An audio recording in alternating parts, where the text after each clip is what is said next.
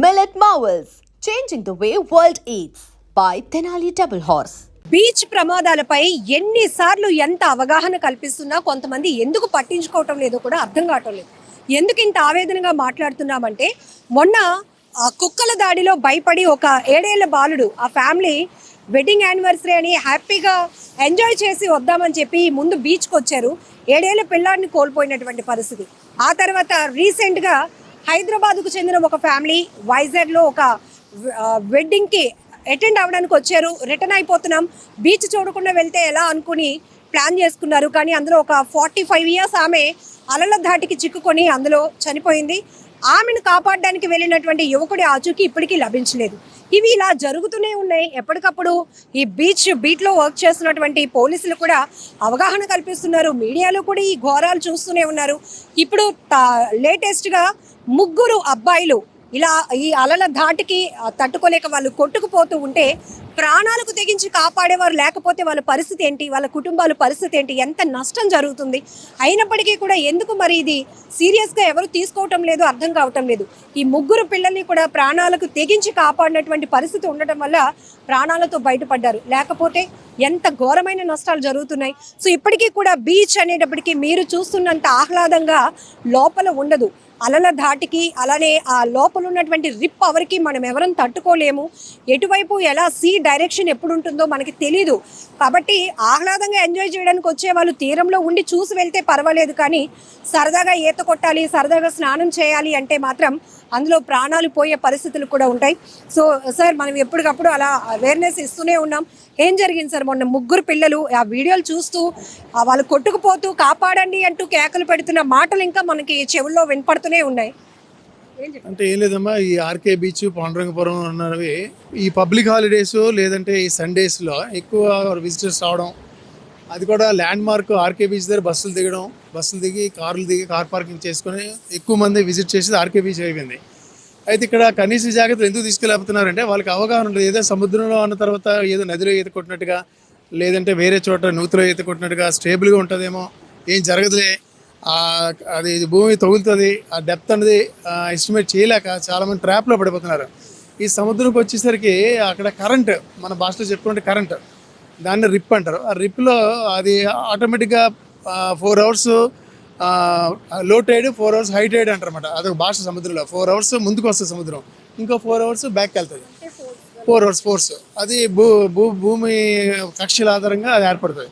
ఈ విధంగా ఏర్పడినప్పుడు కరెంట్ అనేది కూడా ఆటోమేటిక్గా ఏర్పడుతుంది. ఆ కరెంటు ఎప్పుడు ఏర్పడింది అనేది సముద్రంలో నిత్యం ఏర్పడుతుంటుంది. అందులో కనుక ఒకసారి వెళ్తే ఆ గావరాలు వచ్చి ఆ గావరాలు ఎదురడానికి ప్రయత్నించి అలసిపోతారు మనిషి. ఈ అలసిపోయినప్పుడు ఆ కరెంట్ ఎంతసేపు ఉంటుంది? 1 మినిట్ ఉంటుంది. 1 మినిట్ తర్వాత సుడి అనేది వదిలేస్తుంది. ఆ టైంలో అలసిపోయి రేపు సుడి వదిలిన తర్వాత మళ్ళీ ప్రయత్నిస్తాడు అతను ఒడ్డుకు రావడానికి. అప్పుడు ఇంకా అలసిపోవడం, రిప్పులు అలసిపోవడం వల్ల ప్రయత్నం ఇంకా మరి అతను సక్సెస్ అవ్వక కెరటాల మధ్య మునిగిపోవడం అవుతుంది. అయితే మేము దీనికి ప్రకాశంగా చాలామంది లైఫ్ సేవింగ్స్ చేస్తున్నాము. బీహారు, ఛత్తీస్గఢ్ తర్వాత చాలా చోట్ల నుంచి విజిటర్స్ వస్తుంటారు. వాళ్ళకి అలాగే అవేర్నెస్ చేస్తుంటాం. అలాగే జీవెన్స్ నుంచి రౌండ్ ద క్లాక్ మ్యాక్సిమం 9 తర్వాత ఉండరండి. రౌండ్ ద మార్నింగ్ 6 నుంచి నైట్ 9 వరకు షిఫ్ట్ల వారీగా జీఎంసీ వారు స్విమ్మర్స్ని ప్రొవైడ్ చేశారు. వాళ్ళని మెయింటైన్ చేయడం, వాళ్ళని పర్యవేక్షించడానికి మెరైన్ పోలీసులు ఎప్పటికప్పుడు చూస్తుంటే వాళ్ళే లైఫ్ సేవింగ్స్ వారానికి 1-2 సేవ్ చేస్తున్నారు. ఎప్పుడో అడపా మరి ఇంకా వాళ్ళకి మరి సేవ్ చేయలేని పరిస్థితుల్లో మునిగిపోవడం జరుగుతుంది. ఎక్కువ పాటుపడేది ఈ జీవీఎంసీ స్విమ్మర్స్. ఇప్పుడు నిన్న జరిగిన సంఘటనలో ఈ నలుగురు స్విమ్మర్స్ మంచి పట్టుదలతో కుర్రాన్ని కాపాడడం జరిగింది. నిన్న వచ్చిన 4గురిలో, అందులో ఇతను కూడా కళ్యాణం ఈరోజు షిఫ్ట్ డ్యూటీలో ఉన్నాడు. ఇప్పుడు గ్రేట్ జాబ్ కళ్యాణ్ గారు. జనరలీ ఇప్పుడు వెదర్ కండిషన్స్ వల్ల సీ మరింత రఫ్గా ఉంది. ఆ విషయం చాలా మందికి తెలియట్లేదు. లోకల్గా ఉన్న వాళ్ళకైతే కొంత ఇక్కడ హెచ్చరిక బోర్డులు ఉంటాయి కాబట్టి ఇక్కడ స్విమ్ చేయకూడదు, ఇక్కడ ఉందాం, ఇలా ప్లాన్ చేసుకుంటారు. బట్ టూరిస్టులు ఇతర ప్రాంతాల నుంచి వచ్చే వాళ్ళకి కూడా చాలా వరకు అవేర్నెస్ లేదు. ఇప్పుడు మొన్న 3 పిల్లలు కొట్టుకుపోతున్న వాళ్ళు మన వైజాగ్ వాళ్ళే, కొబ్బరి తోట ప్రాంతానికి చెందిన వాళ్ళు. ఏం జరిగింది ఆ రోజు? నమస్కారం అండి. మేము జీవీఎంసీ పరిధిలో వర్క్ చేస్తున్నాం, life guards, beach life guards. And ఏంటంటే నిన్న 3 స్నానానికి అనేసి వచ్చారు. యాక్చువల్లీ అంటే బీచ్ ప్రవాహం ఎవరికి జనాలకి ఇంచుమించు తెలీదు. మేము చెప్తున్నా సరే లోపలికి ఇంకా కొద్ది వెళ్తారు అనమాట. ఇంకా మేము ఏం చేయలేని పరిస్థితుల్లో మేము కూడా రిస్క్ చేయవలసి వస్తుంది. అదేవిధంగా నిన్న జరిగిన విషయంలో కూడా ముగ్గురు వెళ్ళిపోయారు. ముగ్గురు వెళ్తుండగా ఇద్దరేమో బయటకు వస్తారు, వెంటనే కెరటానికి ఇద్దరు లాక్కి వస్తారు మన లైఫ్ గార్డ్. అదేవిధంగా ఒక అబ్బాయి లోపలికి వెళ్తుండగా రిప్ కరెంట్లో పడిపోయాడు. ఆ రిప్ కరెంట్ అనేది చాలా డేంజర్.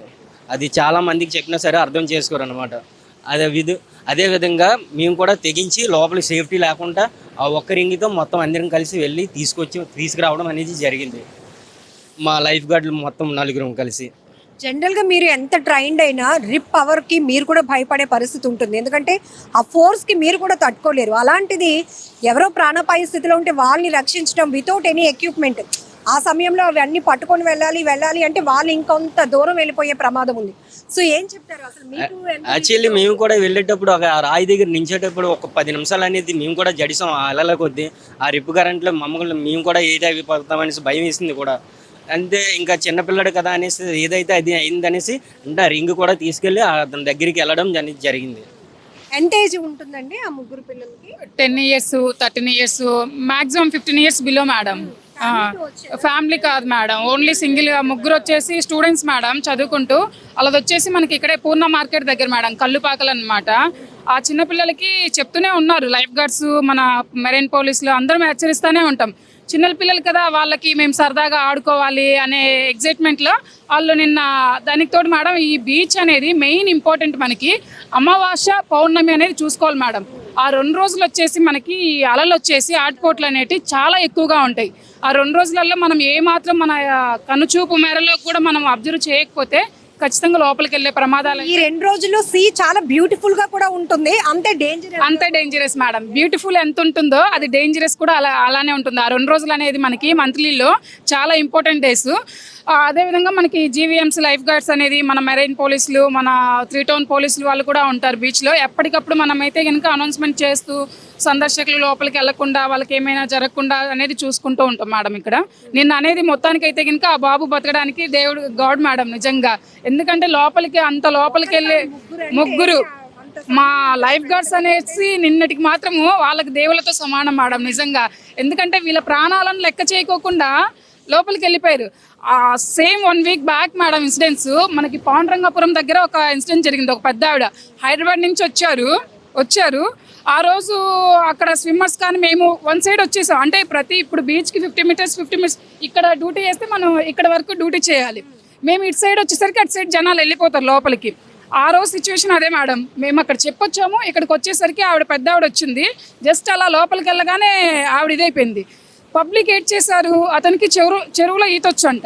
కానీ అతను ఏం చేశాడు, ఆవిడని సేవ్ చేయాలనే విషయంలో అతను వెళ్ళిపోయి అతను లోపలికి వెళ్ళిపోయాడు. అది డబుల్ డెత్గా మారింది. చెరువులో ఈత కొట్టడం ఈజీయే, బావుల్లో ఇవి, కానీ బీచ్లో స్విమ్ చేయడం అనేది చాలా వరకు కష్టం, అది చేయలేరు. ఇదే చాలా క్లారిటీ. ఇప్పుడు మీ ముందు అంటే ఎవరైనా హెల్ప్ చేయాలనుకుంటాం, కానీ సీ దగ్గర మనం అస్సలు సాధ్యం కాదు మేడం. లైఫ్ గార్డ్స్ ఉన్నా కూడా ఆ సిచ్యువేషన్లో వీళ్ళ ప్రాణాలు అంటే మా జాబ్ అలాంటిది కాబట్టి ప్రాణాలకు తెగించి చాలా మందిని కాపాడడం జరుగుతుంది. కానీ పబ్లిక్ మాకు చెరువులో ఈత వస్తుంది, సముద్రంలో చేయలేమా అనేది అయితే నాట్ ఇంపాసిబుల్ మేడం సీలో మాత్రము. అలాగా ఆ రోజు మనకి పాండురంగపురం దగ్గర డబుల్ డెత్ చూడాల్సింది వచ్చింది మేడం. ఆ రోజు మన లైఫ్ గార్డ్స్ ఉన్నా కూడా తమరు వచ్చినప్పటి నుంచి చూస్తున్నారేమో, సీ అనేది చాలా రఫ్గా ఉంది. అక్కడి వరకు వచ్చేసింది మేడం, అక్కడి వరకు వచ్చేసింది ఇప్పటి వరకు అయితే కనుక.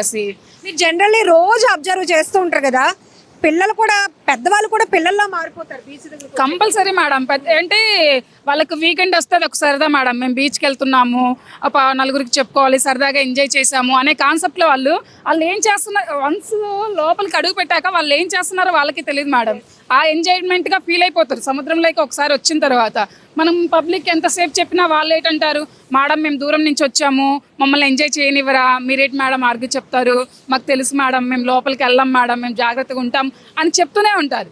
కానీ నీళ్ళలో సరదాగా ఏమవుతుందంటే ఇక్కడ ఉన్న కాసేపు ఇంకొంచెం లోపలికి వెళ్తే బాగుంటుంది, ఇంకొక స్టెప్ వేద్దాం లోపలికి, ఇంకా బాగుంది. ఇంకా ఆ అలల తాకిడికి ఏమైందంటే మనుషులు ఫ్లోటింగ్ అనేది ఎక్కువ వచ్చినప్పుడు వాళ్ళు సరదాగా లెగుస్తూ ఉంటారు కదా మేడం. ఆ ఫీలింగ్ కోసం వాళ్ళు లోపలికి వెళ్దామనే ఫీలింగే ఉంటుంది. ఆ సిచ్యువేషన్లో కనుక జాగ్రత్తలు పాటించకపోతే కనుక మాకు లైఫ్ గార్డ్స్కి అందరికీ చాలా ఇబ్బంది అవుతున్నాయి మేడం ఇక్కడ. సో ఇదండి మనం ఎప్పటికప్పుడు ఇస్తున్నటువంటి ఇన్ఫర్మేషన్లో అమావాస్య పౌర్ణమికి బీచ్ ఆటుపోట్లు చాలా ఎక్కువగా ఉంటాయి. సో ఇప్పుడు డ్యూ టు వెదర్ కండిషన్స్ కూడా మనకి ఎప్పటికప్పుడు వాతావరణ శాఖ హెచ్చరిస్తూనే ఉంది. అయ్యో అసలు మత్స్యకారులే రోజు సముద్రంపై ఆధారపడి జీవించే వాళ్ళు, అలాంటి వాళ్ళు కూడా మీరు వేటకు వెళ్ళొద్దు అని హెచ్చరిస్తుందంటే మనం అక్కడే అర్థం చేసుకోవచ్చు. అలా అని సరదాగా వచ్చిన వాళ్ళు బీచ్లో దిగండి అని అర్థం కాదు కదా. ఎప్పటికప్పుడు ఎందుకంటే ఇంత ఆవేదనగా చెప్తున్నాం. విశాఖ అనేది అందరూ కూడా tourist place, the best place అంటే ముందు బీచ్. ఎన్నిసార్లు చూసినా బోర్ కొట్టలేంది, ఎన్నిసార్లు వెళ్ళినా ఇంకా ఇంట్రెస్ట్ వచ్చేది బీచ్ ప్లేస్. ఇలాంటి చోటు ప్రమాదాలు జరుగుతూ ఉంటే చెప్పడానికి, చూడటానికి, వాళ్ళు కాపాడడానికి వెళ్ళి ఒక్కొక్కసారి ప్రాణాలతో వాళ్ళని ఒడ్డుకి తీసుకురాలేనటువంటి పరిస్థితిలో ఉన్న మా అందరి ఆవేదన ఇదే. సో ఆహ్లాదకరమైనటువంటి బీచ్ ప్రాంతాన్ని అంతే ఆహ్లాదంగా ఎంజాయ్ చేద్దాం, విషాదాలు జరగటానికి ఎలాంటి తావు లేకుండా చేద్దామనే కాన్సెప్ట్తోనే ఇంత ఆవేదనగా మీ అందరికీ కూడా ఇన్ఫర్మేషన్ షేర్ చేయడం జరుగుతుంది. Thank you so much.